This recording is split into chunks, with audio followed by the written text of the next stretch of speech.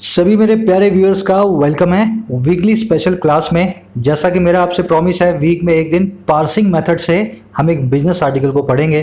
अगर आप चैनल पे नए हो तो मैं बता देता हूँ, पार्सिंग सेशन ऐसा सेशन है जहाँ से इंग्लिश शुरू होती है और जहाँ पे आकर के इंग्लिश खत्म होती है। अगर कोई भी सेंटेंस आपको दिया हो जिसमें 10, 12, 15 वर्ड्स हों, आप हर वर्ड को ब्रेक करके उसका पार्ट ऑफ स्पीच बता दें। उस सेंटेंस का मीनिंग भी निकल करके आ जाएगा, उसकी ग्रामर भी आपके सामने खुल करके आपके सामने आ जाएगी। तो इस सेशन में हम यही सीखेंगे खास अप्रोच के साथ पार्सिंग मेथड से। चलिए शुरू करेंगे। आज का आर्टिकल हमने उठाया है, बिजनेस आर्टिकल है इंडियन एक्सप्रेस का, है ना। आप मेरे टेलीग्राम ग्रुप को ज्वाइन कर सकते हो, जहां आपको सुबह मालूम चल जाएगा शाम को हम कौन सा सेशन में कौन सा आर्टिकल करने वाले हैं। तो मैंने आज सुबह बता दिया था कि शाम को ये वाला आर्टिकल इंडियन एक्सप्रेस का हम करेंगे। ये आर्टिकल बेस्ड है सोलर एनर्जी पे। अभी देखो एक ऐसा कॉन्सेप्ट आने वाला है, बहुत इंटरेस्टिंग है, मैं आपको बता देता हूँ। जैसे एक पूरी सिटी है ना, इस सिटी के अंदर जितने भी घर हैं, जितनी भी इमारतें हैं, जितने भी ऑफिसेज हैं, इन सबको पावर करेगा ये वाला सोलर प्लांट। देख रहे हो बीच में, अभी एग्जांपल के लिए बता रहा हूँ मैं आपको, यहाँ पे हजारों लाखों सोलर पैनल लगे हुए हैं। सारा दिन रात 24 घंटे 365 दिन ये बिजली पैदा करेंगे, फ्री की बिजली, है ना। और ये पूरी सिटी के अंदर ये बिजली जाया करेगी, इसकी मेंटेनेंस होगी, इन सिटी वालों से टैक्स लिया जाएगा थोड़ा थोड़ा। तो इस तरीके से एक नया कॉन्सेप्ट इंडिया में भी हमारी गवर्नमेंट लाने की कोशिश कर रही है। चलिए आगे बढ़ते हैं, बहुत इंटरेस्टिंग है ना। इस तरह से खेतों में भी आजकल लगने लगे हैं सोलर प्लांट्स लाखों लाखों, और साथ ही साथ आपके घर के अंदर बिजली जो आएगी वो भी सीधे सूरज की बिजली, सूरज से अपने बिजली बना करके आपके घर में लाएंगे। चलिए अपना जो सेशन है उसका टाइटल है, पहले मैं क्या करूँगा, सिंपल तरीके से आपको टाइटल पढ़ना सिखाऊंगा, फिर उसके बाद आप जो है ना पार्सिंग मेथड से मेरे साथ उसी टाइटल को पढ़ेंगे। हर सेंटेंस को धीरे धीरे आपकी अंडरस्टैंडिंग अच्छी होगी। चलो, government push sees players lining up to make solar equipment. कह रहे सरकारी जो पुश है ना, गवर्नमेंट पुश मतलब सरकार का दबाव, पुश मतलब दबाव, गवर्नमेंट मतलब सरकार। तो कह रहा सरकारी दबाव जो है वो सी करता है, देखता है प्लेयर्स को, खिलाड़ियों को लाइन अप होते हुए। लाइन अप होने का मतलब क्या है, लामबंदी करना, लाइन में आना, एक दूसरे से होड़ करना, है ना, ऐसा समझ लो। तो कह रहा सरकारी दबाव देख रहा है कि बहुत सारे खिलाड़ी जो हैं, बहुत सारे व्यापारी जो हैं वो लाइन अप कर रहे हैं, लाइन में लग रहे हैं। क्यों? सोलर इक्विपमेंट को मेक करने के लिए, सौर ऊर्जा से रिलेटेड मशीनरी को मैन्युफैक्चर करने के लिए। तो सरकार दबाव दे रही है और प्राइवेट प्लेयर्स भी आगे आगे बोल रहे हैं कि हमें कॉन्ट्रैक्ट दे दो, हम आपके लिए सारे सोलर इक्विपमेंट बना करके लाएंगे। चलिए अब इसी सेंटेंस को हम पढ़ेंगे एक्सपर्ट के जैसे, हर वर्ड को उसकी जगह बता के। आप देखना बहुत इंटरेस्टिंग रहेगा आपके लिए। देखो सारे के सारे नाउन्स हैं ग्रीन में, सारी की सारी वर्ब्स हैं, देखो ऊपर लिखा हुआ है ना, वर्ब्स रेड में है। अच्छा, एडजेक्टिव है डार्क ब्लू में, जैसे कि यहाँ सोलर है। कंजंक्शन कोई आएगी तो येलो कलर में, और एडवर्ब आएगी तो पिंक कलर में। तो इस तरह से मैंने सबको अलग अलग कलर दिया हुआ है। तो गवर्नमेंट भी नाउन है, पुश भी नाउन है, प्लेयर भी नाउन है, इक्विपमेंट भी एक नाउन है। लाइनिंग अप एक वर्ब होती है, फ्रेजल वर्ब बोलते हैं। मेक करना ये भी एक वर्ब है, सी करना ये भी एक वर्ब है। तो वर्ब और नाउन आपके सामने है अलग अलग कलर्स के अंदर। अब देखो सबसे पहला काम क्या करना होता है, एक चीज़ दिमाग में हमेशा बांध लो, सेंटेंस वो होता है जिसमें एक सब्जेक्ट हो, और सब्जेक्ट वो होता है जिसकी कोई वर्ब हो। अगर सेंटेंस में दोनों में से एक भी चीज गायब है तो वो सेंटेंस नहीं, है ना। तो सबसे पहला काम क्या करना होता है, सेंटेंस के सब्जेक्ट और सेंटेंस की वर्ब को पकड़ लो, फिर बाद की जो दूसरी चीजें ना उन सब चीजों पे अपनी नजर मारेंगे। अब देखो सब्जेक्ट बनता कौन है, सब्जेक्ट ढूंढना है ना, सब्जेक्ट बनता कौन है, तीन ही चीजें बनती है सर, नाउन बनता है, प्रोनाउन बनता है, या जीरेंड बनता है। इतना तो मैंने ग्रामर सीरीज में आपको सिखाई दिया है ना।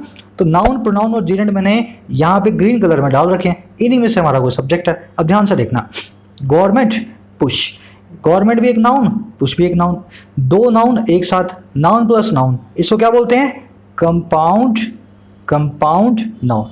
ये दोनों मिलकर के एक ही नाउन का काम करते हैं। पहला वाला नाउन जो होता है वो दूसरे वाले नाउन के लिए एडजेक्टिव बन जाता है। भाई कौन सा दबाव, सरकारी दबाव, गवर्नमेंट पुश, समझ गए ना। तो गवर्नमेंट पुश नाम का कंपाउंड नाउन हमारे पास पड़ा है। अब ये बताओ, इस कंपाउंड नाउन से पहले कोई वर्ब आ रही है, इससे पहले कोई प्रेपोजिशन आ रही है? सर ये तो पहला ही वर्ड है ना, इसके पहले कोई वर्ब है ना इसके पहले कोई प्रेपोजिशन है। तो हमारा फॉर्मूला क्या कहता है, ये जो कंपाउंड नाउन है ना, बिना वर्ब और बिना प्रेपोजिशन वाला, ये ही हमारा सब्जेक्ट है। समझ गए ना। तो पहला ऐसा नाउन, प्रोनाउन या जीरेंड जो आपको मिल जाए जिससे पहले कोई वर्ब ना हो या पहले कोई प्रेपोजिशन ना हो, वो हमारा क्या कहलाएगा, सब्जेक्ट कहलाएगा। सब्जेक्ट हमें मिल गया। अब जैसे ही मैंने आपको बताया सब्जेक्ट होगा तो उसकी एक वर्ब भी होगी। अब हमें वर्ब की तलाश करनी है। अब इसके बिल्कुल बाद में सीज नाम की एक वर्ब पड़ी है। सी का मतलब होता है देखना, सी के आगे एस भी लगा हुआ है। अब हमें क्या करना है, इसको देखना है इस सब्जेक्ट से ये वर्ब अग्री होती है या नहीं होती। बिल्कुल हो रही है। पुश जो है वो एक सिंगुलर नाउन है, सिंगुलर नाउन सिंगुलर वर्ब लेता है जिसके पीछे एस लगा हो। तो हमने देखा वर्ब की फर्स्ट फॉर्म एस के साथ में पुश को बिल्कुल अग्री कर रही है, तो ये हो गई हमारी वर्ब। सेंटेंस का सब्जेक्ट आपको मिल गया, मैं साफ कर देता हूं। सेंटेंस की वर्ब आपको मिल गई, ये भी आपके सामने है। अब देखो वर्ब के बाद एक और नाउन पड़ा है। जैसे ही वर्ब के बाद कोई नाउन आ जाए आपको एक छोटा सा टेस्ट करना है, या तो वो व्हाट का रिप्लाई दे रहा होगा या वो होम का रिप्लाई दे रहा होगा। अगर दोनों में से एक का भी रिप्लाई दे रहा है तो वो उस वर्ब का ऑब्जेक्ट बन जाएगा। देखो गवर्नमेंट का दबाव देखता है, अच्छा क्या देखता है, देखता है प्लेयर्स को, खिलाड़ियों को। इसने होम का रिप्लाई दे दिया है ना, किसको देखता है, खिलाड़ियों को देखता है, प्लेयर्स को देखता है। जैसे ही इसने होम का रिप्लाई दिया ये क्या बन गया, हमारे सेंटेंस की मेन वर्ब का बन गया क्या, ऑब्जेक्ट। तो हमें तीसरा हमारा जो है ऑब्जेक्ट मिल गया। ऑब्जेक्ट के बाद में वर्ब की आईएनजी फॉर्म आ रही है। वर्ब की आईएनजी फॉर्म जब जब बिना हेल्पिंग वर्ब के आएगी, is, am, are, was, were, be, being, been, और जब जब किसी का सब्जेक्ट नहीं बनेगी, किसी का ऑब्जेक्ट नहीं बनेगी, वो वर्ब की आईएनजी फॉर्म कहलाती है। प्रेजेंट पार्टिसिपल एक एडजेक्टिव का काम करती है। तो इसने कौन से प्लेयर्स देखे, जो कि लाइन अप हो रहे हैं, जो कि लामबंदी कर रहे हैं, जो कि एक दूसरे से होल्ड कर रहे हैं, इकट्ठे हो रहे हैं एक लाइन के अंदर।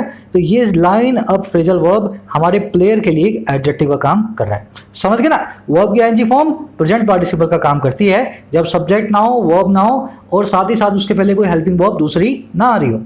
फिर इसके बाद है टू प्लस में वर्ब की फर्स्ट फॉर्म। इसको क्या बोलते हैं, मैंने आपको बताया था पिछले सेशन में भी, नकारा वर्ब। ये ऐसी नकारा वर्ब है जो आती है टू के बाद में, टू प्लस में वी1। इतनी नकारा वर्ब है ये कभी भी मेन वर्ब नहीं बन सकती। ये कुछ भी बना लो, सब्जेक्ट बना लो, ऑब्जेक्ट बना लो, एडवर्ब बना लो, जो बनाना बना लो इसको, पर कभी भी ये सब जो है ना मेन वर्ब बनने का काम नहीं करेगी। तो ये नकारा वर्ब आई है, देखो टू प्लस में वर्ब की फर्स्ट फॉर्म मेक। इस वजह से ये मेक जो है ना, मेक इसको बोलते हैं इन्फिनिटिव नकारा वर्ब। ये हमारे सेंटेंस का सब्जेक्ट का वर्ब नहीं है। समझ गए ना। किसी का सवाल हो, सर ये सी को आपने वर्ब बोला तो मेक आपकी वर्ब क्यों नहीं है, इसलिए नहीं है मेरे भाई, इससे पहले टू आ रहा है, टू आने की वजह से नकारा हो गई है। इसका काम है अब इन्फिनिटिव बनने का। सी हमारी मेन वर्ब, मेक हमारा इन्फिनिटिव। इन्फिनिटिव अपना एक ऑब्जेक्ट रख सकता है, हर वर्ब अपना ऑब्जेक्ट रखती है। ये नकारा है फिर भी अपना एक ऑब्जेक्ट रखने की ताकत रखती है। तो मेक क्या करेंगे भाई, इक्विपमेंट को, है ना, इक्विपमेंट हो गया इस वर्ब का ऑब्जेक्ट। अच्छा कौन सा इक्विपमेंट, सोलर नाम का एडजेक्टिव बता रहा है, सौर ऊर्जा वाले इक्विपमेंट। तो ये सोलर एडजेक्टिव इस इक्विपमेंट को मॉडिफाई कर रहा है। आई थिंक समझ गए होंगे। सारे पीस मैं आपके सामने एक बार जोड़ रहा हूँ। गवर्नमेंट का पुश हमारा सब्जेक्ट है, इसकी वर्ब है प्रेजेंट इंडेफिनिट टेंस में सीज। इस वर्ब का ऑब्जेक्ट है प्लेयर्स। प्लेयर्स वो हैं जो लाइन अप कर रहे हैं। ये एडजेक्टिव प्रेजेंट पार्टिसिपल प्लेयर्स के बारे में बता रहा है। ये मेक जो है, मेक एक इन्फिनिटिव है, वैसे ये काम कर रहा है एडवर्ब का। जब जब इन्फिनिटिव आपको वाई का रिप्लाई दे, सुन लेना मेरी बात, जब जब इन्फिनिटिव आपको वाई का रिप्लाई दे, भाई क्यों लाइन अप हो रहे हैं, ताकि वो इक्विपमेंट जो है मेक कर पाए। समझ गए ना। जब जब वर्ब की first form two plus verb की फर्स्ट फॉर्म इन्फिनिटिव वाई का रिप्लाई दे, तब वो क्या कहलाता है, एडवर्ब कहलाता है। तो ये इन्फिनिटिव क्या है यहाँ पे, नकारा वर्ब हमारी एडवर्ब है। एडवर्ब ने एक ऑब्जेक्ट लिया हुआ है इक्विपमेंट नाम का। इक्विपमेंट इसका नाउन जो है, इसका ऑब्जेक्ट है। सोलर एक एडजेक्टिव है जो इक्विपमेंट के बारे में कुछ बता रहा है। अब बढ़ेंगे सेंटेंस की ग्रामर की तरफ। दो छोटे छोटे कॉन्सेप्ट हैं। पहला कॉन्सेप्ट ये है इक्विपमेंट नाम का नाउन। इसके आगे आप एस जब भी लगा हुआ देखें तो आपके कान खड़े हो जाने चाहिए। इसके आगे एस नहीं आता है। मान लो आपके पास 10 इक्विपमेंट है तो भी आप एस नहीं लगाओगे, इक्विपमेंट ही लिखोगे। अगर आपने एस लगा हुआ देखा ना तो उसका मतलब क्या है, वो 10 टाइप ऑफ इक्विपमेंट्स हैं, है ना। जनरली इस तरह के सेंटेंस हम नहीं बनाते, वी हैव 5 इक्विपमेंट्स। मतलब कहने का ये हमारे पास 5 टाइप के इक्विपमेंट हैं। एक तो इस टाइप के काम करता है, दूसरा इस टाइप के काम करता है। तो जनरली ऐसे सेंटेंस आपको बनते हुए नहीं मिलेंगे। तो इक्विपमेंट के आगे हमेशा ध्यान रखें, एस जो है कोशिश करें अवॉइड करें, कभी भी आपको नहीं होना चाहिए। दूसरा एक ऐसा और नाउन भी है मशीनरी। मशीनरी इसका सिनोनिम ही इक्विपमेंट का। तीसरा है एपरेटस। इन सब के आगे एस जो है और जो है आप ऐड नहीं करेंगे। अब ग्रामर कॉन्सेप्ट देख लेते हैं अपना आज का। देखो अच्छा कॉन्सेप्ट है। 4 सेंटेंस देखो आप, इनके अंदर आपको कुछ फर्क दिख रहा है तो मुझे बताओ। 4 भी छोड़ो, पहले दोनों सेंटेंस देखना। I saw her stealing my money and I saw her steal my money. इन दोनों सेंटेंस के अंदर पहले और दूसरे में आप कुछ फर्क करके मुझे बता सकते हो इनमें क्या मतलब है इन दोनों का। चलिए देखो कॉन्सेप्ट बिल्कुल सिंपल है। कई ऐसी वर्ब्स हैं इंग्लिश में, खास करके ये चार, इनको वर्ब्स और परसेप्शन बोला जाता है। परसेप्शन मतलब अनुभव, आप जिन चीज़ों से परसेप्ट करते हो, चीज़ों को सुनते हो, बोलते हो, है ना, देखते हो, तो परसेप्शन होता है वो। तो ये देखना, वॉच करना, सुनना और नोटिस करना, ये परसेप्शन के पार्ट हैं। तो ये चार खास वर्ब्स हैं। इनके बाद में आप कभी कभी देखोगे आई सॉ हर स्टीलिंग मनी, तो वर्ब की आईएनजी फॉर्म आई होती है प्रेजेंट पार्टिसिपल। और कभी कभी इनके बाद आप देखोगे आई saw her steal my money, verb की फर्स्ट फॉर्म आई होती है बिना टू के, बे इन्फिनिटिव बोलते हैं इसको। तो कभी कभी इसके आगे पार्टिसिपल, कभी कभी इनके आगे बे इन्फिनिटिव। अब इन दोनों में फर्क है। जब आप इनके आगे पार्टिसिपल यूज करोगे, इसका मतलब क्या है, मैंने उसको मनी को स्टील करते हुए देखा, पैसे को चुराते हुए देखा, पर जब उसने चुराना शुरू किया था और जब उसने चुराना खत्म किया था, वो वाला किस्सा मुझे याद नहीं है। समझो, मैं कहीं से जा रहा था, वो कुछ चुरा रही थी, मैंने उसको चुराते हुए देखा और आगे निकल गया। जब आप कंप्लीट एक्शन देखोगे तब आप लगाओगे वर्ब की फर्स्ट फॉर्म को, जब आप अधूरा एक्शन देखोगे तब आप लगाओगे स्टीलिंग को। For example, we heard him sing, हमने उसको गाना गाते हुए सुना। तो उसने जब गाना शुरू किया था तब भी हमने सुना, जब उसने गाना गाया तब भी हमने सुना, जब उसने गाना खत्म किया तब तक हमने सुना। We heard him sing. अगर इसके आगे मैं आईएनजी लगा दूं ना, इसका मतलब क्या हो जाएगा, हमने उसको गाना गाते हुए सुना, हमें नहीं पता उसने कब शुरू किया था और कब खत्म किया, हम निकल रहे थे, हमने उसकी आवाज़ सुनी गाना गाते हुए।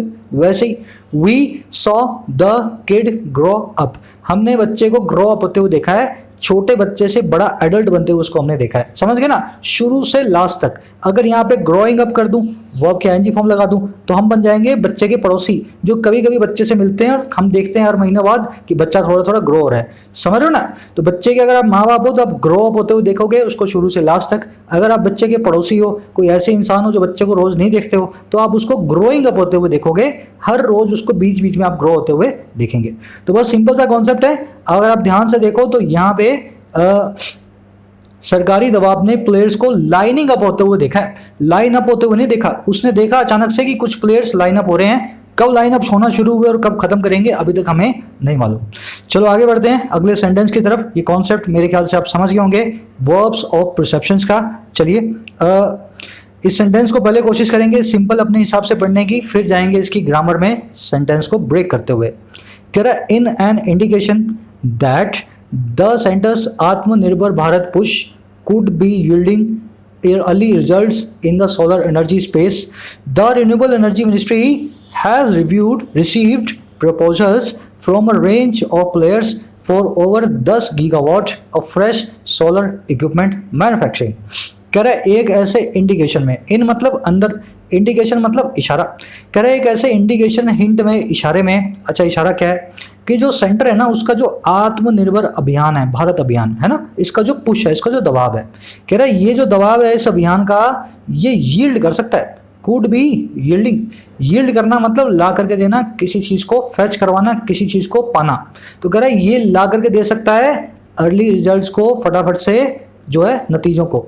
और किसमें, सोलर एनर्जी के स्पेस में, सोलर एनर्जी के फील्ड में, है ना। तो ऐसा हमें, ऐसे एक इंडिकेशन के अंदर ऐसा हमें लगता है कि सेंटर जो है अपने इस अभियान के नीचे सोलर के स्पेस में बहुत अच्छे अच्छे रिजल्ट ला करके देगा आत्मनिर्भर अभियान के पुश के जरिए। कह रहा है इसके अंदर हुआ क्या, जो रिन्यूएबल एनर्जी मिनिस्ट्री है ना, वो वाली मिनिस्ट्री जो रिन्यूएबल एनर्जी को देखती है, सोलर एनर्जी को, विंड एनर्जी को, है ना, कह रहा है उसने रिसीव किया बहुत सारे प्रपोजल्स को और एक रेंज ऑफ प्लेयर से। रेंज मतलब बहुत सारे, रेंज का मतलब क्या है, छोटा प्लेयर, बड़ा प्लेयर, नाटा प्लेयर, पैसे वाला प्लेयर, हर तरह का प्लेयर। तो इसने रिसीव किया एक रेंज ऑफ प्लेयर से प्रपोजल्स को। और क्यों, 10 गीगावाट की फ्रेश सोलर इक्विपमेंट मैन्युफैक्चरिंग के लिए इन्होंने प्रपोजल ये दिया कि 10 गीगावाट की मैन्युफैक्चरिंग हम करके दिखाएंगे आपको आत्मनिर्भर भारत अभियान के अंदर। देखो वैसे तो सेंटेंस अपने आप में बहुत बड़ा है, एक बार मैं इसको रिपीट कर देता हूँ, फिर इसको अपने ग्रामर के हिसाब से पढ़ने वाले हैं। ऐसे पढ़ो इसको, हमारी इस मिनिस्ट्री ने पाया है, रिसीव किया है बहुत सारे प्रपोजल्स को अलग अलग टाइप के प्लेयर से 10 गीगावाट की फ्रेश सोलर इक्विपमेंट मैन्युफैक्चरिंग के लिए, है ना। अब देखो ये कैसे पाया है मिनिस्ट्री ने, इस इंडिकेशन के साथ पाया है कि हमारा जो आत्मनिर्भर अभियान है, भारत अभियान, उसका जो पुश है वो यील्ड करेगा बहुत सारे रिजल्ट्स को सोलर एनर्जी के स्पेस में, इस फील्ड के अंदर। तो इससे हमें एक इंडिकेशन मिला। अब इसको हम पढ़ने वाले हैं पार्सिंग टेक्निक से। ग्रीन के अंदर सारे नाउन्स, बाकी देख लेना ना, दैट नाम की ये कंजंक्शन होगी येलो में, ये वर्ब्स हो गई आपकी, या एडजेक्टिव्स हो गए ब्लू में। चलो इन एन इंडिकेशन, देखो इन क्या होता है, एक प्रेपोजिशन होती है, प्रेपोजिशन को क्या चाहिए, एक ऑब्जेक्ट चाहिए। आपने उसके बाद देखा एक आर्टिकल एन नाम का, आर्टिकल किसके आगे लगता है, नाउन्स के आगे या प्रोनाउंस के आगे लगता है। अगर ऐसा है, नाउन है यहाँ पे इस आर्टिकल के बाद, तो ये नाउन इस इन प्रेपोजिशन का ऑब्जेक्ट हो जाएगा। तो इंडिकेशन एक इशारा नाम का जो नाउन है ना, इसका ऑब्जेक्ट बन गया इस जो है इन नाम की प्रेपोजिशन का। अब ध्यान दो, इस वजह से क्योंकि ये एक इनका ऑब्जेक्ट है, इंडिकेशन हमारे सेंटेंस का सब्जेक्ट नहीं है ना, क्योंकि इनका ऑब्जेक्ट है ना, अगर ये ऑब्जेक्ट नहीं होता तो हमारा सब्जेक्ट बन जाता। चलो आगे बढ़ते हैं। दैट नाम की कंजंक्शन लगी है। अब कंजंक्शन लगी है तो मतलब एक नया क्लॉज शुरू होगा। अब देखो, सेंटर्स आत्मनिर्भर भारत पुश, है ना, चार नाउन एक साथ आ रहे हैं। कौन कौन से, पहला आ रहा है सेंटर, दूसरा आ रहा है आत्मनिर्भर, तीसरा आ रहा है भारत, चौथा आ रहा है पुश। क्या करना है, चारों में से जो लास्ट वाला है वो बन जाएगा नाउन और पहले वाले तीनों के तीनों बन जाएंगे एडजेक्टिव। समझ गए ना, जितने भी नाउन आ रहे हो कंपाउंड नाउन के अंदर सबको एडजेक्टिव बना दो, लास्ट वाले को नाउन समझ लो। तो सेंटर एक पजेसिव नाउन है, एडजेक्टिव का काम करेगा, सेंटर सेंटर का। आत्मनिर्भर भारत एक खुद ही अपने आप में एक अभियान है, एक नाउन है, पर ये भी एडजेक्टिव का काम करेगा। और किसके लिए, पुश नाम के नाउन के लिए। अब ये बताओ मुझे, इस पुश नाम के नाउन से पहले कोई वर्ब आ रही है, नहीं आ रही। कोई प्रेपोजिशन आ रही है, सर आ रही है ना इन नाम की, पर ये तो इंडिकेशन से जुड़ गई ना, इस पुश से इसका कोई कनेक्शन नहीं है, तो प्रेपोजिशन भी नहीं आ रही। ना इसके पहले एक वर्ब है, ना इसके पहले एक प्रेपोजिशन है। ये सेंटर्स आत्मनिर्भर पुश जो है ना, अभियान पुश, ये बन गया हमारा सब्जेक्ट। समझ रहे हो ना लॉजिक से कैसे चल रहा हूं मैं। ये पूरा का पूरा एक कंपाउंड नाउन है, बहुत सारे इसमें नाउन्स आ रहे हैं, लास्ट वाला नाउन है, बाकी सब एडजेक्टिव हैं। इससे पहले कोई वर्ब नहीं, इससे पहले कोई प्रेपोजिशन नहीं, ये बन गया हमारा सब्जेक्ट। अब देखो, कुड बी यील्डिंग, कुड एक हेल्पिंग वर्ब है, बी एक हेल्पिंग वर्ब है, यील्डिंग एक मेन वर्ब है। तीन वर्ब्स अपने पास एक साथ आ रही हैं, तो क्या करो, लास्ट वाली को बना दो मेन वर्ब, शुरू वाली दोनों को बना दो हेल्पिंग वर्ब। तो ये पूरा का पूरा जो है ना, कुड बी यील्डिंग हमारे आत्मनिर्भर पुश का हमारे जो सब्जेक्ट है उसकी वर्ब है। सब्जेक्ट मिल गया आपको, वर्ब मिल गई आपकी, है ना, कुड बी यील्डिंग। चलो आगे बढ़ते हैं। अब यील्ड क्या करेगा, रिजल्ट्स को। जो वर्ब से क्या का रिप्लाई दे दे वो वर्ब का ऑब्जेक्ट होता है। यील्ड वर्ब का ऑब्जेक्ट है रिजल्ट्स। रिजल्ट से पहले अर्ली नाम का, जल्दी नाम का एक एडजेक्टिव आ रहा है, ये इस रिजल्ट का एडजेक्टिव बनके इस रिजल्ट को मॉडिफाई करेगा। कैसे रिजल्ट भाई, अर्ली रिजल्ट्स है ना, जल्दी रिजल्ट्स। फिर देखो इसके बाद में फिर से इन नाम की प्रपोजिशन आ रही है, उसके बाद में सोलर एनर्जी स्पेस, ऐसा एक नाउन हमारे पास आ रहा है। एनर्जी भी एक नाउन है, स्पेस भी एक नाउन है, सोलर एक एडजेक्टिव है। क्या करूं मैं, इन दोनों को एडजेक्टिव मान लो, इस स्पेस को हमारा नाउन मान लो। समझ गए ना, तो क्या करेंगे हम यहाँ पे, सोलर एनर्जी स्पेस को बना देंगे इस इन प्रपोजिशन का ऑब्जेक्ट, जिसमें स्पेस इसका एक्चुअल में ऑब्जेक्ट है, सोलर और एनर्जी दोनों के दोनों ऑब्जेक्ट से पहले एडजेक्टिव आकर के ऑब्जेक्ट को मॉडिफाई कर रहे हैं। अब आगे बढ़ते हैं। इतना समझ गए ना, सब्जेक्ट मिल गया आपको, वर्ब मिल गई आपको, वर्ब का ऑब्जेक्ट मिल गया रिजल्ट्स, इन प्रपोजिशन का ऑब्जेक्ट आपको मिल गया सोलर एनर्जी स्पेस। अब देखो आ गया कोमा। अब कोमा के बाद क्या होता है, जनरली एक नया क्लॉज शुरू होता है, या जैसे यहाँ पे भी एक नाउन आया ना, तो कोमा के बाद में भी एक नाउन आएगा। अब देखते हैं कोमा यहाँ पे क्या काम करेगा। देखो कोमा के बाद आया, renewable energy ministry has received. जैसे ही आपने देखा हैज रिसीव्ड आया तो वर्ब नंबर 2 आ गई, मतलब एक सब्जेक्ट नंबर 2 भी इसको देना पड़ेगा। ये वर्ब नंबर 1 थी, इसके लिए सब्जेक्ट नंबर 1 हमारे को मिला हुआ था, सेंटर्स आत्मनिर्भर पुश। अब ये वर्ब नंबर 2 आ गई, तो इसके लिए सब्जेक्ट नंबर 2 आएगा। अब वो 2 नंबर सब्जेक्ट कौन है, एनर्जी मिनिस्ट्री। समझ गए ना, रिन्यूएबल एनर्जी मिनिस्ट्री। तो ये पूरी की पूरी मिनिस्ट्री ही हमारा सब्जेक्ट नंबर 2 है, इसकी वर्ब है हैज रिसीव्ड। अब रिसीव क्या किया, वर्ड का रिप्लाई दिया प्रपोजल नाम के नाउन ने, ये इस वर्ब का ऑब्जेक्ट हो गया। फ्रॉम एक प्रपोजिशन है, इसका ऑब्जेक्ट हो गया रेंज, रेंज का मतलब वैरायटी। ऑफ भी एक प्रपोजिशन है, इसका ऑब्जेक्ट हो गया प्लेयर्स, प्लेयर्स मतलब खिलाड़ी। इस फॉर प्रपोजिशन का ऑब्जेक्ट है गीगावाट। ओवर और 10 दोनों एडजेक्टिव का काम करेंगे। 10 से ज़्यादा गीगावाट, भाई कितना, 10 से ज़्यादा गीगावाट, तो ओवर भी एडजेक्टिव, 10 भी ऑब्जेक्टिव। ऑफ फिर से प्रपोजिशन है, ऑफ का ऑब्जेक्ट है फ्रेश सोलर इक्विपमेंट मैन्युफैक्चरिंग। तो ऑफ का ऑब्जेक्ट जो है वो होगा मैन्युफैक्चरिंग। इससे पहले फ्रेश, सोलर और इक्विपमेंट तीनों के तीनों एडजेक्टिव का काम करेंगे इस मैन्युफैक्चरिंग को जो है मॉडिफाई करने के लिए। एक बार समझा देता हूं मैं कौन कौन हमारे सब्जेक्ट बन रहे हैं, बाकी जो वर्ड्स अपना क्या काम कर रहे हैं। हमारा पहला सब्जेक्ट था आत्मनिर्भर भारत पुश, इसके ऊपर लिख देता हूं सब्जेक्ट नंबर 1। इसकी वर्ब थी could be yielding, verb number 1। फिर हमने देखा रिन्यूएबल एनर्जी मिनिस्ट्री, ये बन गया सब्जेक्ट नंबर 2। इसकी वर्ब आ गई हैज़ रिसीव्ड, और बिल्कुल इसके हिसाब से हैज़ लगा भी हुआ है, सिंगल मिनिस्ट्री है तो हैज़ ले रही है, वर्ब नंबर 2। अब बाकी की चीज़ें हमने देखी, इन से जुड़ा हुआ है इंडिकेशन नाम का नाउन, दैट एक कंजंक्शन है, रिजल्ट जो है इस यील्डिंग वर्ब का ऑब्जेक्ट है, प्रपोजल जो है इस रिसीव वर्ड का ऑब्जेक्ट है, फ्रॉम जो है इस रेंज से जुड़ा हुआ है, रेंज जो है इस फ्रॉम का ऑब्जेक्ट है, ऑफ प्रेपोजिशन का ऑब्जेक्ट है प्लेयर्स नाम का ये नाउन, फॉर प्रेपोजिशन का ऑब्जेक्ट है गीगावाट नाम का ये नाउन, ओवर और 10 दोनों गीगावाट के बारे में कुछ बता रहे हैं, एडजेक्टिव है, ऑफ एक प्रेपोजिशन है, इसका ऑब्जेक्ट है मैन्युफैक्चरिंग नाम का एक जीरेंट, वर्ब के एनजी फॉर्म ऑब्जेक्ट का काम कर रही है तो जीरेंट कहलाएगी। इस जीरेंट को मॉडिफाई कर रहा है फ्रेश, सोलर और इक्विपमेंट, ये तीनों एडजेक्टिव बन के, जिसमें फ्रेश और सोलर तो ऑलरेडी एडजेक्टिव होते ही हैं, इक्विपमेंट एक नाउन है पर इस नाउन से पहले आके एडजेक्टिव का काम कर रहा है। देखो आपके सामने हर वर्ड को मैंने आपको तोड़ के बता दिया, इस तरह से इंग्लिश आगे चलती है। अब देखो अगले सेंटेंस को आप सब खुद से कोशिश करें, है ना, सिंपल सेंटेंस है, पहले पढ़ने की कोशिश करें फिर मैं पढ़ाता हूं आपको, फिर इसको हम जो है पार्सिंग मेथड से देखेंगे। और ये वास्तव में बता रहा हूं सिंपल सेंटेंस है, बिल्कुल सब कर सकते हैं इसको।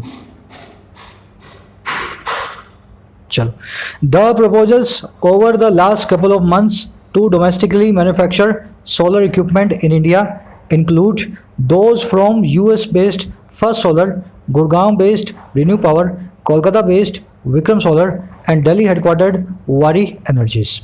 कह रहे जो प्रपोजल्स है ना, जो मसौदे हैं, जो ऑफर्स हैं, प्रपोजल्स हैं, और कब, पिछले 2 सालों के लास्ट कपल ऑफ मंथ्स के दौरान, पिछले 2 महीनों के दौरान, over the last couple of months.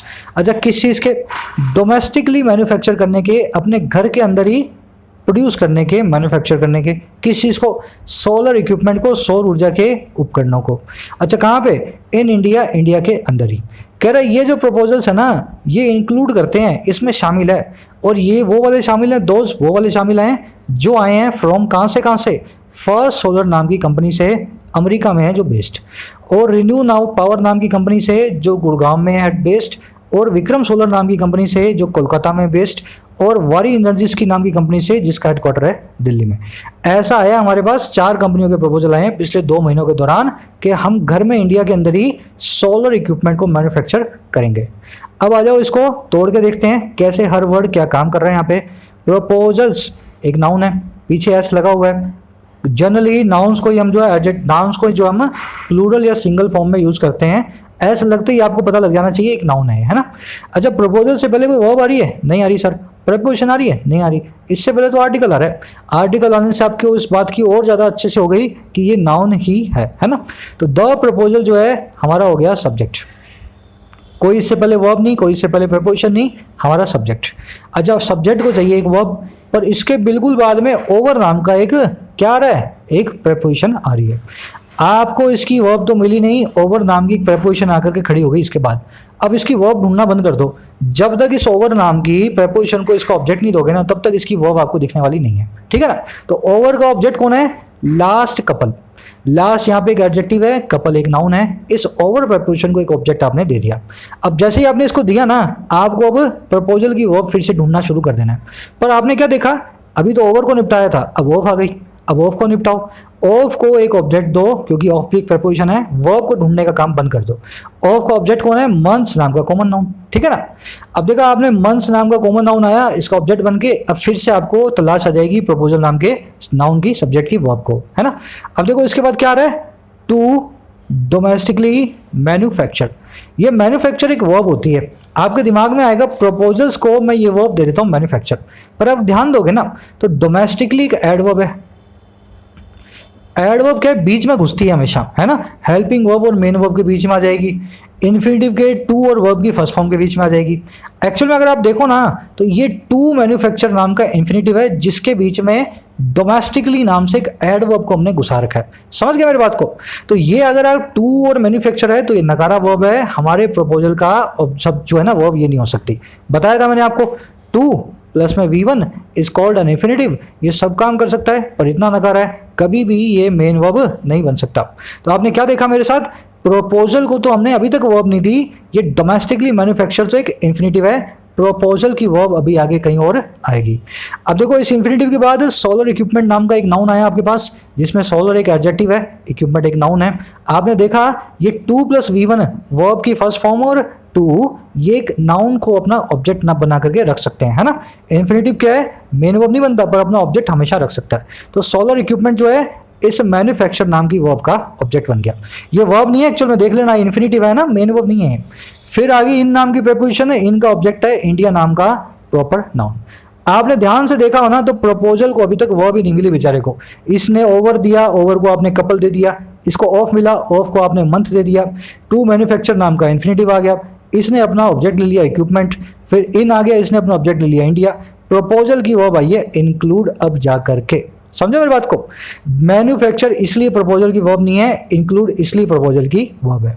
Include जो है वर्ब की फर्स्ट फॉर्म है, इसके पीछे एस नहीं आ रहा, एस नहीं आने की वजह से क्योंकि पीछे हमारे प्रपोजल के एस लगा हुआ है, तो इससे हमारा सब्जेक्ट वर्ब एग्रीमेंट भी यहाँ पे पक्का हो गया।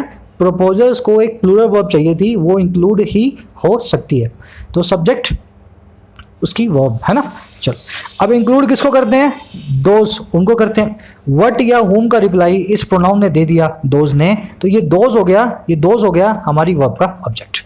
अब फ्रॉम प्रेपोजिशन है, प्रेपोजिशन को ऑब्जेक्ट चाहिए, ऑब्जेक्ट दिया आपने फर्स्ट सोलर नाम की कंपनी। अब देखो ये कंपनी कैसे कैसे पता लगा मुझे, अखबारों के नाम, न्यूज़पेपर्स के नाम, किताबों के नाम, टीवी शोज़ के नाम, किसी भी फेमस बुक के नाम, है ना, किसी भी ऑर्गेनाइजेशन के नाम, इनके फर्स्ट वाले लेटर्स हमेशा कैपिटल होते हैं। अगर ये फर्स्ट और सोलर कोई और चीज़ होते हैं ना, तो ये सोलर का भी एस बढ़ाना होता है और एफ का भी जो है एफ बढ़ाना होता है। ये बड़ा करने का मतलब क्या है, ये एक प्रॉपर नाउन है, किसी फर्म का नाम है, किसी कंपनी का नाम है। वैसे रिन्यू पावर ये भी देखो एक कंपनी का नाम है, विक्रम सोलर वी बड़ा एस बड़ा ये भी एक कंपनी का नाम है, वारी एनर्जीज डब्ल्यू बड़ा ई बड़ा ये भी एक कंपनी का नाम है। तो मतलब फ्रॉम प्रेपोजिशन है ना, इसके 3-4 ऑब्जेक्ट हैं। पहला ऑब्जेक्ट नंबर 1 है फर्स्ट सोलर, और इसको ऑब्जेक्ट नंबर 1 को मॉडिफाई कर रहा है यूएस बेस्ड नाम का पास्ट पार्टिसिपल। कहाँ बेस्ड है, अमेरिका में बेस्ड है। कौन सा फर्स्ट सोलर, अमेरिका वाला फर्स्ट सोलर, समझ गए ना। तो object number 1 first solar, comma लगा के ऑब्जेक्ट नंबर 2 रिन्यू पावर, कहाँ बेस्ड है, गुड़गांव में, प्रेजेंट पास्ट पार्टिसिपल एडजेक्टिव का काम कर रहा है। अच्छा फिर तीसरा ऑब्जेक्ट नंबर 3 है विक्रम सोलर है, कहाँ बेस्ड है, कोलकाता बेस्ड है, फिर से पास्ट पार्टिसिपल एडजेक्टिव। चौथा भाई इसका ऑब्जेक्ट है फ्रॉम का वारी एनर्जीज, कहाँ हेडक्वार्टर है, दिल्ली में हेडक्वार्टर है, पास्ट पार्टिसिपल एडजेक्टिव का काम कर रहा है। समझ गए पूरा सेंटेंस कैसा बना हुआ है, एक बार रिपीट कर देता हूँ, सारी चीज़ें आपके सामने खुल जाएंगी। प्रपोजल आपका सब्जेक्ट है, ओवर एक प्रेपोजिशन है, प्रेपोज का ऑब्जेक्ट है कपल, ऑफ एक प्रेपोजिशन है, इसका ऑब्जेक्ट है मंथ्स, टू प्लस मैन्युफैक्चर एक क्या है इन्फिनिटिव, यहाँ पे काम कर रहा है एडवर्ब का। किस चीज़ के प्रपोजल है, मैन्युफैक्चर करने के, वाई का रिप्लाई देगा ना तो एडवर्ब बन जाता है इन्फिनिटिव, एडवर्ब हो गया। इस एडवर्ब ने ऑब्जेक्ट ले लिया इक्विपमेंट नाम का, अपने पास एक ऑब्जेक्ट रख लिया, इन प्रपोजिशन है, इसने ऑब्जेक्ट रखा दिल्ली नाम का, इंडिया नाम का। अब प्रपोजल को सब्जेक्ट को वर्ब मिल गई इंक्लूड, वर्ब की फर्स्ट फॉर्म है, सब्जेक्ट और वर्ब मैच भी खा रहे हैं। वर्ब के बाद दोज नाम का प्रोनाउन आ रहा है, वर्ब से व्हाट या होम का रिप्लाई कर रहा है, फ्रॉम नाम की प्रपोजिशन आई है, इसके पास 4 ऑब्जेक्ट हैं। पहला ऑब्जेक्ट है फर्स्ट सोलर, दूसरा ऑब्जेक्ट है रिन्यू पावर, तीसरा ऑब्जेक्ट है विक्रम सोलर, चौथा है वराई टेक्नोलॉजी।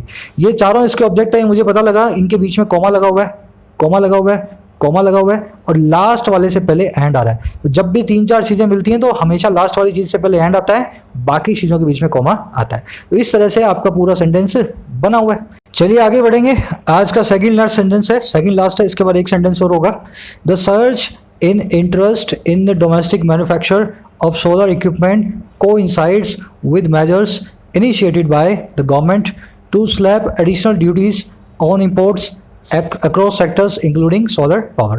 ये बहुत ही अच्छा सेंटेंस है, इंपॉर्टेंट सेंटेंस है। जिनको वर्ब की थर्ड फॉर्म के बारे में पता नहीं लगता, कब वो वर्ब की सेकंड फॉर्म है, कब वो मेन वर्ब है, कब वो एडजेक्टिव है, ध्यान से देखना, इस सेंटेंस में आपका क्लियर हो जाएगा। चलो पार्सिंग मेथड से करते हैं, वहीं से इसको पढ़ेंगे, सीधे सीधे पहले पढ़ा देता हूँ फिर पार्सिंग करूंगा। कह रहा है ये जो सर्ज आया ना, सर्ज का मतलब होता है लहर, उफान। कह रहा है जो उफान आया है, इंक्रीज आया है, सर्ज आई है, लहर आई है इंटरेस्ट के अंदर, रुझान के अंदर, किस चीज़ के अंदर रुझान, डोमेस्टिक मैन्युफैक्चर में, घर के अंदर मैन्युफैक्चरिंग करने में। अच्छा किस चीज़ को, सोलर इक्विपमेंट को, सौर ऊर्जा के इक्विपमेंट को, उपकरणों को।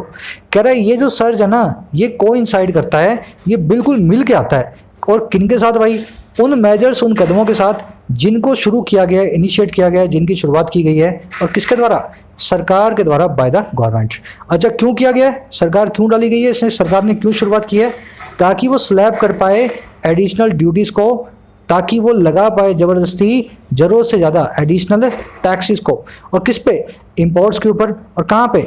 सब सेक्टर्स में, अक्रॉस सेक्टर्स, हर तरह के सेक्टर में। और जिसमें कौन है शामिल? इंक्लूडिंग जिसमें शामिल है सोलर पावर। सेंटेंस समझ गए ना? कह रहे ये उफान आया इंटरेस्ट के अंदर, रुचि इसलिए बढ़ी है घर में मैन्युफैक्चर करने की सोलर इक्विपमेंट को, क्योंकि ये कोइंसाइड हो रही है, बिल्कुल है ना, उसी वक्त आ रही है जिस वक्त सरकार ने ऐसे मेजर्स अनाउंस किए हैं कि ये स्लैब करेंगे, लगाएंगे और ड्यूटीज़ को इंपोर्ट के ऊपर हर सेक्टर में, जिसमें सोलर पावर भी शामिल है। तो सरकार ने बोला बाहर से सोलर इक्विपमेंट आएगा तो उस पर टैक्स लगेगा। और तभी हमारे देश के कुछ उठ खड़े हुए, हमारे जो है देश की कंपनियां, प्लेयर्स, उन्होंने बोला बाहर से मंगाओ मत, हम तो अपने देश में इंपोर्ट करें, अपने देश में ही मैन्युफैक्चर करेंगे। तो ये दोनों चीज़ें एक दूसरे से को इंसाइड होती हैं। चलो आगे बढ़ते हैं। अब इसको मैं हर वर्ड को तोड़ के बता देता हूँ, कौन किसका वर्ब, कौन कौन सा सब्जेक्ट है ना। चलो, दिस होता है एक adjective, this car, this man, this woman, this situation. क्या होता है दिस? एक डिमॉन्स्ट्रेटिव एडजेक्टिव। एडजेक्टिव की वीडियो में आपने मेरे साथ देखा है। सर्ज का मतलब होता है एक लहर, एक नाउन है सर्ज, ग्रीन कलर में मैंने अब इसको कलर भी दिया हुआ है। नाउन से पहले जब वर्ब ना आ रही हो, प्रेपोजिशन ना आ रही हो, वो नाउन क्या कहलाता है? हमारा सब्जेक्ट। सब्जेक्ट मिल गया आपको। इन क्या है भाई? प्रेपोजिशन। सब्जेक्ट की वर्ब बाद में ढूंढना, पहले प्रेपोजिशन को एक ऑब्जेक्ट दो, इंटरेस्ट नाम का ऑब्जेक्ट इसको हमने दे दिया। फिर से इन आ गया, फिर से प्रेपोजिशन आ गई। अब इसको पहले एक ऑब्जेक्ट देंगे, फिर हम अपनी तलाश में बढ़ेंगे किसकी? जो है अपनी मेन वर्ब की। इस इन को हमने ऑब्जेक्ट दे दिया मैन्युफैक्चर नाम का ऑब्जेक्ट। अभी डोमेस्टिक क्या कर रहा है? मैन्युफैक्चर से पहले आकर के एडजेक्टिव का काम कर रहा है। भाई कैसा मैन्युफैक्चर? फॉरेन वाला है डोमेस्टिक वाला? सर डोमेस्टिक वाला। समझ गए ना? तो मैन्युफैक्चर के बारे में थोड़ी इंफॉर्मेशन दे रहा है, तो डोमेस्टिक जो है इस मैन्युफैक्चर का एडजेक्टिव है। अब देखो वर्ब नहीं मिली अभी तक हमें, इस इन को, फिर इस इन को हमने देखा। अब एक और प्रीपोजिशन आ गई ऑफ, इसकी वर्ब ढूंढो। इसकी वर्ब है इक्विपमेंट। सोलर एक एडजेक्टिव है, इक्विपमेंट के बारे में बता रहे हैं। अब देखो हमने तीनों प्रीपोजिशन को जो है ना सेटिस्फाई कर दिया। अब ढूंढते हैं सर्च की वर्ब को। इसकी वर्ब मिल गई कोइंसाइड्स। कोइंसाइड होने का मतलब क्या होता है? देखो इनसाइड और को, एक चीज के अंदर दूसरी चीज आ जाए तो वो दोनों चीजें कोइंसाइड होती हैं, है ना। कोइंसिडेंस होता है, इसको बोलते हैं हिंदी में बोलते हैं इत्तेफाक, है ना। तो कह रहे ये सर्ज में ये जो उफान आ रहा है इंटरेस्ट के अंदर, और सरकार जो मेजर से अनाउंस कर रही है, दोनों इत्तेफाक से एक दूसरे से मैच खा रहे हैं। अब देख लो कोइंसाइड बन गई हमारी मेन वर्ब। सेंटेंस का सब्जेक्ट मिल गया, सर्च मिल गया आपको सेंटेंस का सब्जेक्ट, सेंटेंस की वर्ब मिल गई कोइंसाइड्स। अब ध्यान से देखना, अब इंटरेस्टिंग होने वाला है। विद नाम की प्रेपोजिशन आई, प्रेपोजिशन को ऑब्जेक्ट मिल गया मेजर्स नाम का एक नाउन। अब आ गई वर्ब की थर्ड फॉर्म इनिशिएटिव। ये देखो ये वर्ब की सेकंड फॉर्म भी हो सकती है और वर्ब की थर्ड फॉर्म भी हो सकती है। अगर ये वर्ब की थर्ड फॉर्म है तो इससे पहले हैज, हैव या हैड का होना जरूरी है ना। अगर ये वर्ब की थर्ड फॉर्म है और मेन वर्ब का काम करेगी तो इससे पहले हैज होगा, हैव होगा या हैड होगा। क्या दिख रहा है आपको? इससे पहले हैज या हैड नहीं दिख रहा। तो क्या है ये? या तो ये वर्ब की सेकंड फॉर्म है या ये वर्ब की थर्ड फॉर्म ही है, पर एडजेक्टिव का काम कर रही है ना। हैज या हैड की जरूरत नहीं है उस केस में। अगर ये वर्ब की सेकंड फॉर्म है तो इसको आपने सब्जेक्ट दिया क्या? मान लो ये वर्ब की सेकंड फॉर्म है, क्या कोई वर्ब ऐसी हो सकती है जिसका सब्जेक्ट हो? अब ये बता दो, अगर ये वर्ब की सेकंड फॉर्म है तो इसका सब्जेक्ट कौन बनेगा? सर्च को आपने इस वर्ब को ऑब्जेक्ट बना सब्जेक्ट बना रखा है, इंटरेस्ट को आपने इन से जोड़ रखा है, मैन्युफैक्चर को आपने इन से जोड़ रखा है, इक्विपमेंट को आपने ऑफ से जोड़ रखा है, इस मेजर्स को आपने विद से जोड़ रखा है। इस वर्ब को V2 बनाने पे किसका सब्जेक्ट बनाओगे तुम? किसकी वर्ब बनाओगे? मतलब ये V2 भी नहीं है और ये V3 भी नहीं है। तो ये क्या है? ये V3 एडजेक्टिव है, ये पास्ट पार्टिसिपल, वर्ब नहीं है एक्चुअल में, ये एक एडजेक्टिव। समझे ना पूरे लॉजिक के साथ? वर्ब होती तो इसको एक सब्जेक्ट देना पड़ता। यहाँ पे एक भी नाउन नहीं बचा पीछे जो किसी का सब्जेक्ट ना हो या जो किसी का ऑब्जेक्ट ना हो। अगर कोई नाउन बचा ही नहीं तो ये वर्ब बनेगी कैसे? नहीं बन सकती। तो ये क्या है? V3 है और काम कर रही है एडजेक्टिव का। अब किसके लिए एडजेक्टिव बनेगी? अपने आसपास जो नाउन आ रहा है उसके लिए एडजेक्टिव बनेगी। इसके बाद में आ रही है प्रेपोजिशन और पहले आ रहा है एक नाउन। अब देखो नाउन है मेजर्स, इनिशिएटेड बता रहा है जिनको इनिशिएट किया गया। समझ गए ना? तो इनिशिएटेड क्या है यहाँ पे? एक एडजेक्टिव का काम कर रहा है। और किसके लिए? मेजर्स नाम के नाउन के लिए। कौन से मेजर्स भाई? कौन से कदम भाई? जो इनिशिएट किए गए हैं। अच्छा किसके द्वारा? अब देखो बाय लगा के बता दिया, बाय वर्ब का ऑब्जेक्ट बन गया गवर्नमेंट, सरकार के द्वारा। अच्छा क्यों किए मेजर्स सरकार ने अनाउंस? स्लैप करने के लिए इन्फिनेटिव आ गया, टू प्लस वर्ब की फर्स्ट फॉर्म। समझ लो ना? स्लैप मतलब थप्पड़ मारना या जबरदस्ती कोई चीज को लगाना, है ना। जबरदस्ती किसी के ऊपर टैक्स लगाना उसको भी स्लैप करना कहते हैं। तो टू प्लस वर्ब की फर्स्ट फॉर्म इन्फिनेटिव आपको मिल गया। अच्छा इन्फिनेटिव का क्या ऑब्जेक्ट क्या है? Additional duties. इस इन्फिनेटिव ने ड्यूटीज नाम के नाउन को अपना ऑब्जेक्ट बना के रखा है। एडिशनल एक एडजेक्टिव है, इसका मतलब होता है जरूरत से ज़्यादा, एडिशनल या एक्स्ट्रा। ऑन प्रीपोजिशन है, इसका ऑब्जेक्ट हो गया इंपोर्ट्स। अब देखो अक्रॉस सेक्टर्स, इसको दो तरीके से आप समझ सकते हो। अक्रॉस को एक प्रीपोजिशन समझ लो, सेक्टर इसका ऑब्जेक्ट हो जाएगा, या अक्रॉस सेक्टर को आप एक एडवर्ब ऑफ प्लेस भी मान सकते हो। Where are you going, I am going across the country. कहाँ जा रहे हो, वेयर का रिप्लाई दिया ना अक्रॉस कंट्री ने, तो across country adverb of place बन जाती है। समझ गए ना। तो आप अगर कोई भी जगह का नाम दोगे ना, I am going to Delhi, तो टू दिल्ली जो है ना, टू दिल्ली वो एक एडवर्ब फ्रेज बन जाएगा, है ना। एडवर्ब्स में आपको मैं सिखाऊंगा अच्छे से। तो ये अक्रॉस सेक्टर्स को मैंने गुलाबी कलर दिया है। अक्रॉस सेक्टर्स हमें जगह की बात बता रहा है, इंपोर्ट्स लगाए गए हैं हर जगह पे, हर सेक्टर में। इंक्लूडिंग फिर से एडवर्ब है, सॉरी प्रपोजिशन है, इसका ऑब्जेक्ट है सोलर पावर। आई थिंक सब चीज़ें क्लियर होगी होंगी। ये बहुत अच्छा सेंटेंस है जिसको ये सीखना होता है। वर्ब की थर्ड फॉर्म आपने सर एडजेक्टिव क्यों बनाई, मेरे हिसाब से तो वर्ब की थर्ड फॉर्म थी या वर्ब की सेकंड फॉर्म थी। एक बार रिपीट कर रहा हूँ, सर्च हमारा ऑब्जेक्ट है, इन प्रपोजिशन से ये जुड़ा हुआ है, इस इन प्रपोजिशन से मैन्युफैक्चर जुड़ा हुआ है, ऑफ से जुड़ा हुआ है इक्विपमेंट, को इनसाइड हमारी वर्ब की फर्स्ट फॉर्म है, विद हमारी प्रपोजिशन है, इसका ऑब्जेक्ट है मेजर्स, इनिशिएटेड यहाँ पे एडजेक्टिव है, बाय प्रपोजिशन है, इसका ऑब्जेक्ट है गवर्नमेंट, टू स्लैब यहाँ पे इन्फिनेटिव है, एडिशनल ड्यूटीज इस इन्फिनेटिव का ऑब्जेक्ट है, ऑन प्रपोजिशन का ऑब्जेक्ट है इंपोर्ट्स, अक्रॉस सेक्टर्स जो कि एक एडवर्ब का काम कर रहा है, इसमें अक्रॉस एक प्रपोजिशन है, सेक्टर्स एक नाउन है, इंक्लूडिंग एक प्रपोजिशन है, इसने ऑब्जेक्ट लिया हुआ है सोलर पावर, सोलर एक एडवर्ब एडजेक्टिव है और पावर एक नाउन है। तो इस तरीके से आपका पूरा सेंटेंस बना हुआ है और इस वजह से कोइंसाइड आपकी वर्ब है, स्लैप आपकी वर्ब नहीं है, इनिशिएटेड आपके सेंटेंस की वर्ब नहीं है। चलो लास्ट सेंटेंस की तरफ बढ़ेंगे। देखो अगर इसको समझोगे तो बहुत इंटरेस्टिंग है, अगर नहीं समझोगे तो बहुत बड़ा आपको रॉकेट साइंस लगेगा। अगर आप समझने की कोशिश करोगे जैसे मैं आपको बता रहा हूँ इस तरीके से, तो बहुत सिंपल है, इसको कोई भी कर सकता है ना। लास्ट सेंटेंस पढ़ने वाले हैं। Power and renewable energy minister R K Singh told the Indian Express that the government's move to shift from the use of short-term safeguard duties to protect domestic manufacturers to imposition of custom duties has induced the industry to make long-term commitments in term of investment. लंबा sentence है, एक बार इसको simple तरीके से पढ़ते हैं। अब देखो ये जो पावर एंड रिन्यूएबल मिनिस्ट्री है ना, ये पूरा आप देख रहे हो पावर एंड रिन्यूएबल एनर्जी, ये पूरा एक मंत्रालय है, अपना मिनिस्ट्री है और इसके मिनिस्टर का नाम क्या है, आर के सिंह। तो कह रहे हैं ये जो मिनिस्टर साहब है ना इस मंत्रालय के, ये पूरा का पूरा मंत्रालय है, इसके जो मिनिस्टर साहब है आर के सिंह, उन्होंने कर दिया टोल्ड, उन्होंने दिया बता। अच्छा किसको क्या बता दिया, पहले तो बताया इसने द इंडियन एक्सप्रेस को। अच्छा और बताया क्या, वो दैट लगा के बता रहा है। ये बताया कि सरकार का जो मूव है, सरकार का जो हरकत है, मूव है, और क्या शिफ्ट करने की, बदलाव लाने की। अच्छा कहाँ से कहाँ तक, फ्रॉम लगा के बता रहा है, फ्रॉम इस्तेमाल से, यूज से, short term safe guard duties के, ऐसी ड्यूटीज़, ऐसे टैक्सेस जो थोड़े वक्त के लिए सेफ गार्ड करते हैं, महफूज रखते हैं।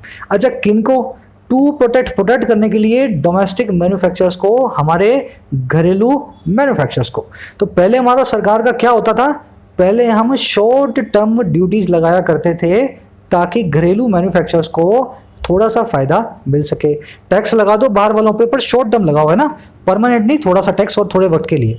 कह रहा सरकार का जो शिफ्ट है ना इस काम से, फ्रॉम दिस वर्क, और कहाँ पे शिफ्ट किया सरकार ने, अब टूल का बता रहा है, इम्पोज करने तक शिफ्ट किया है। और किसको, कस्टम ड्यूटी को, एक खास टाइप की ड्यूटी को, बहुत मोटी ड्यूटी को।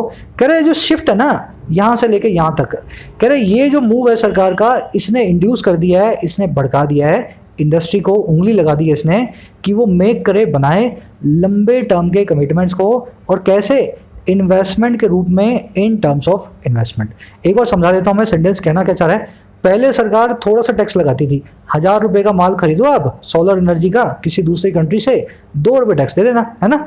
इससे होता क्या था, हमारे डोमेस्टिक मैन्युफैक्चरर को 2 रुपये का फायदा हो जाता था, है ना।